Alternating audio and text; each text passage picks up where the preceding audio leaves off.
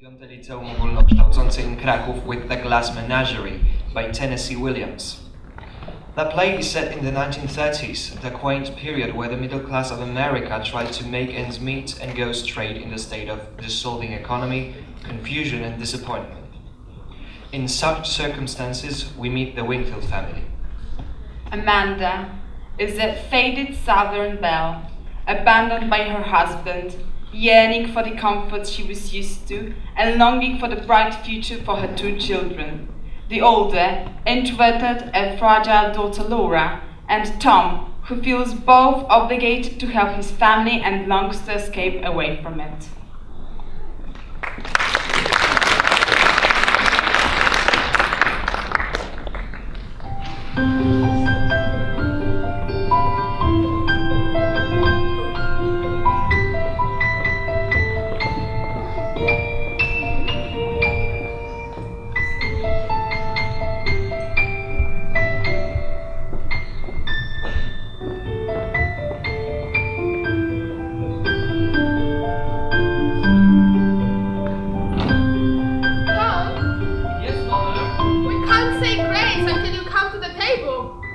Mother.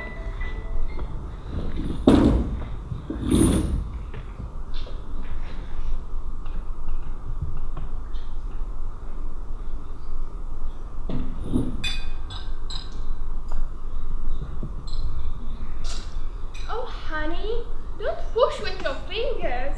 If you have to push with something, the thing to push with is a crust of bread.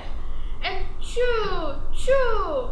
Animals have secretions in their stomachs which enable them to digest food without mastication. But human beings are supposed to chew their food before they swallow it down. So chew your food and give your salivary glands a chance to function. Oh, I haven't enjoyed one bite of this dinner because of your constant directions on how to eat it. It's you that make me rush for meals. Your hog-like attention to every bite I take. Sickening spoils my appetite. All this discussion of animal secretions, salivary gland mastication. Temperament like a metropolitan star. You're not excused from the table. I'm getting a cigarette. You smoke too much. I'll bring the coffee. Oh, no, sister, no. You be the lady this time, and I'll be the darky. I'm already up. Resume your seat, little sister. I want you to stay fresh and pretty for the gentleman callers. I'm not expecting any gentleman callers, Mother. Oh, well, sometimes they come when they are least expected. Why, I remember one Sunday afternoon. Oh, I know what's coming. Yes, but let her tell it. Again? She loves to tell it.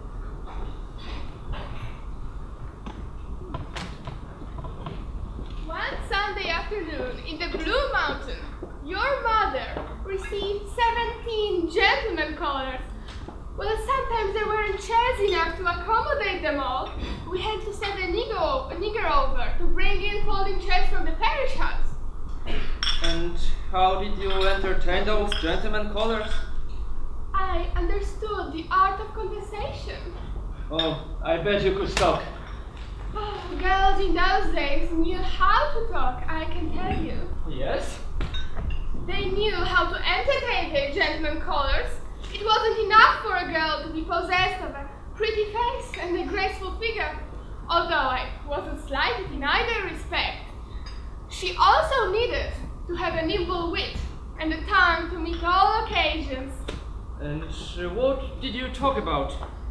Things of importance going on in the world, never anything coarse or common or vulgar.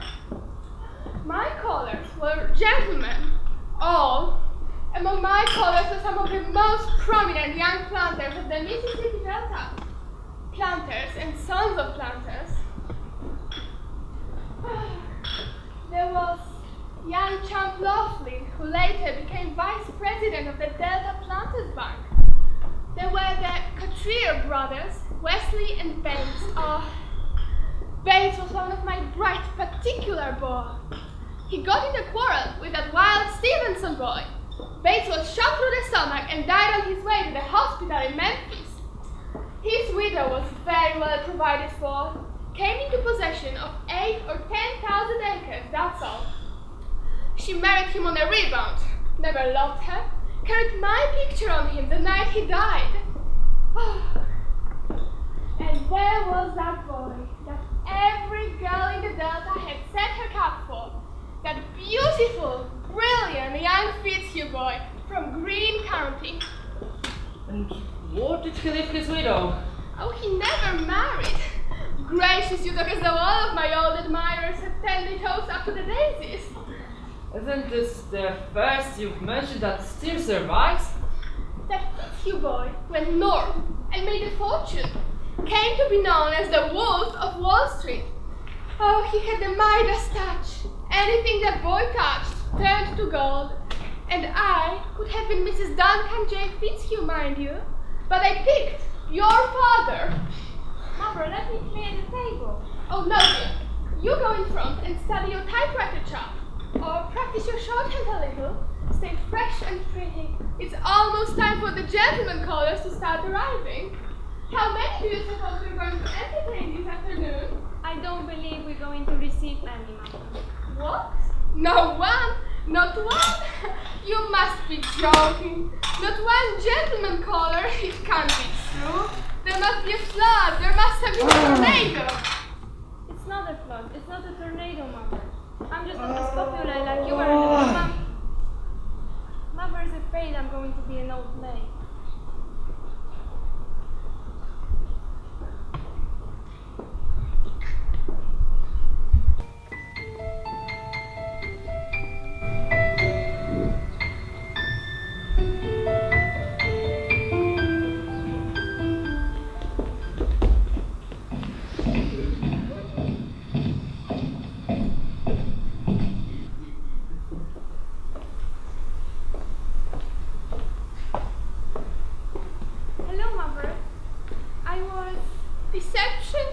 Deception? How was the DAR meeting? Didn't you go to the DAR meeting, Mother? No. No, I did not have the strength to go to the DAR. In fact, I did not have the courage. I wanted to find a hole in the ground, hide myself in it forever.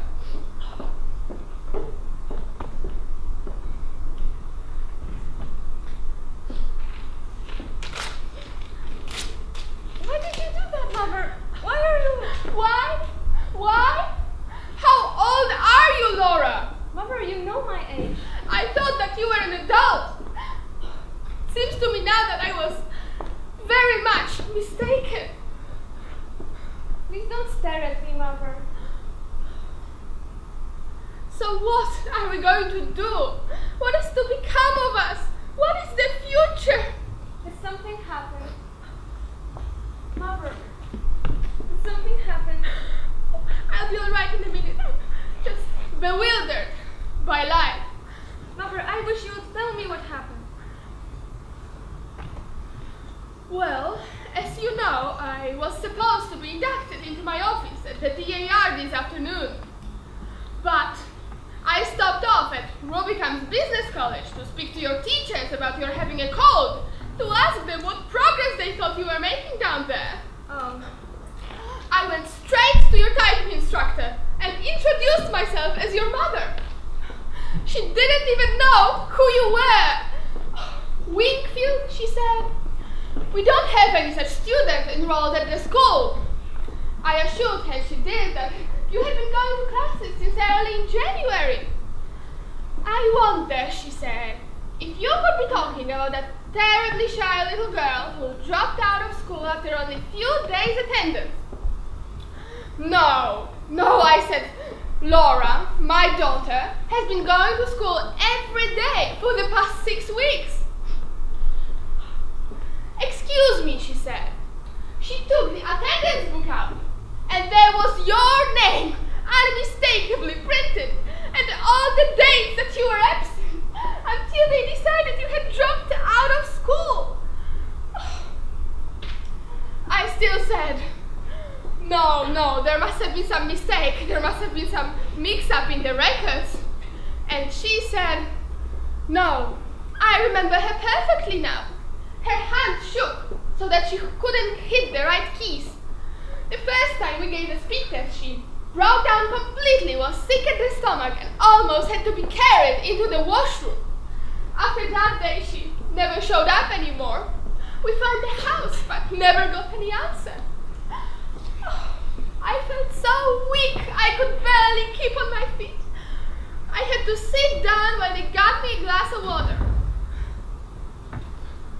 $50 tuition. All my plans and ambitions for you. Just got up the spout. Just got up the spout like that. Where did you walk to, Laura, when you've gone out pretending you are still going to Rubicon's business college? I've just been going out, walking. Oh, that's not true. It is. I just went walking. Walking? Walking in winter, deliberately catching pneumonia in that light coat. Where did you walk to, Laura? All sorts of places, mostly in the park. Even after you started catching that cold? It was the lesser of two evils, Mother. I couldn't go back there. I threw up on the floor. So from 7:30 till after 5 every day, you mean to tell me you walked around in the park because you wanted to make me think you were still going to Rubicon's business college? It wasn't as bad as it sounds. I went inside places to get warmed up. Inside where? I went in the art museum and the birdhouses at the zoo. I visited the penguins every day. Sometimes I did without lunch and went to the movies. Lately I've been spending afternoons in the jewel box, that big glass house where they raise tropical flowers. And you did all this to deceive me, just for deception. Why? Mother, when you're disappointed, you get that awful suffering look on your Oh, face. hush! I couldn't face it. So what are we going to do the rest of our lives? Stay at home and watch the parades go by? Amuse ourselves with the Glass Managerie, darling? Oh, what is there left but dependency on our lives? I know so well what becomes of unmarried women who aren't prepared to occupy a position. I've seen such pitiful cases in the South. Well-tolerated spinsters living upon the grudging patronage of sister's husband or brother's wife, stuck away in some little mousetrap of a room, encouraged by one-in-law to visit another, little bird-like women without any nest, eating the crust of humility all their lives. Is that the future that we've mapped out for ourselves? I swear it's the only alternative I can think of. It isn't a very pleasant alternative, is it? Of course, some girls do marry. Haven't you ever liked some boy? Yes, I liked one once. I came across his picture a while ago. Oh, he gave you his picture? No, it's in the yearbook. Oh, a high school boy. Yes, his name was Jim. Here he is in the Pirates of Penzance. The what? The operetta the senior class put on. He had a wonderful voice, and we sat across the aisle Mondays, Wednesdays, and Fridays in the auditorium. Here he is with his silver cup for debating. See his grin? Oh, he must have had a jolly disposition. He used to call me Blue Roses. And why would he call you such a name as that? When I had an attack of blue roses, he asked me what was the matter when I came back. I said blue roses, but he thought that he said blue roses. So that's what he always called me after that. Whenever he saw me, he would holler, "Hello, blue roses." I didn't care for the girl that he went out with, Emily Meisenbach. Emily was the best dressed girl at Solden. She never struck me though as being sincere. It says in the personal section they're engaged. It's 6 years ago. They must be married by now. Oh, girls that aren't cut out for business careers usually wind up married to some nice man. Sister, that's what you'll do. But Mother, Yes? I'm crippled. Oh, nonsense, Laura. I told you never to use that word. Well, you're not crippled. You just have a little defect. Hardly noticeable even. When people have some slight disadvantage like that, they cultivate other things to make up for develop charm and vivacity and charm. One thing your father had plenty of was charm.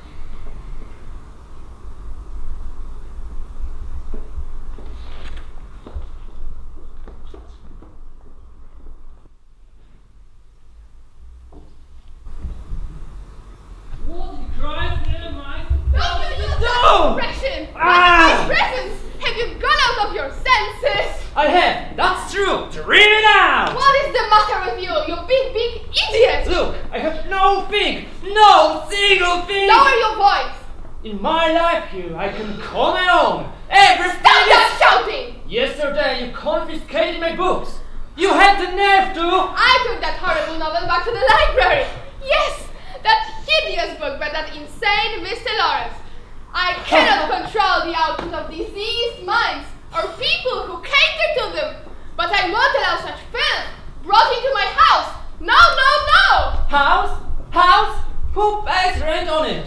Who makes a slave? Don't you dare to! No! No, I mustn't say things. I've got to Let just... me tell you, I don't want to hear anymore. you will hear more, you little sheep. No, I won't hear more. I'm going out. Come right back in. Out, because I'm sick with you. Come back here, Tom Wakefield. I'm not through talking to you. Oh, go to hell. Tom, please. Tom, you're going to listen. And no more insolence from you. I'm at the end of my patience. And what do you think I'm at? Aren't I supposed to have any patience to reach the end of mother? I know. It seems unimportant to you. What I'm doing, what I want to do, having a little difference between them. You don't think I that? think that you have been doing things you're ashamed of. That's why you act like this. I don't believe you go every night to the movies. Nobody goes to the movies as often as you pretend to. Come in stumbling, muttering to yourself like a maniac. You get 3 hours sleep and then go to work. Oh, I can picture the way you're doing down there. Moping, doping because you're in no condition. No, I'm no condition. What right have you got to jeopardize your job? To jeopardize the security of us all? How do you think we'd manage if you... Listen, you think I'm crazy about the warehouse? You think I'm in love with the continental shoemakers? You think I want to spend 55 years down there? I'd rather somebody picked up a crowbar and battered out my brains. Then go back mornings. I go. Every time you come in yelling with that goddamn rise and shine. Rise and shine. I say to myself, how lucky that people are. But I get up. I go. For $65 a month, I give up all I ever dream of doing and being ever. And you say self. Self's all I ever think of. Why? Listen. If self is what I thought of, mother, I would be where he is. Gone. Don't grab at me, mother. Where are you going? I'm going to the movies. I don't believe that lie. Oh, I'm going to opium dance. Yes, opium dance. Dance of violent criminals hang out, mother. I'm a hired assassin. I carry a Tommy gun in a violin case. They called me Killer. Killer Wakefield. Oh, I'm leading a double life. A simple, honest warehouse worker by day. By night, a dynamic star of the underworld, mother. I wear a patch over one eye and a false moustache. Sometimes I put on green whiskers. On those occasions they call me Diablo. Oh, I could tell you things to make you sleepless. My enemies plan to dynamite this place. They're going to blow us all sky high some night. And I'll be glad, perhaps, and so will you. We'll go up on a broomstick over Blue Mountain with 17 gentlemen callers. You ugly, public, old witch. Oh, I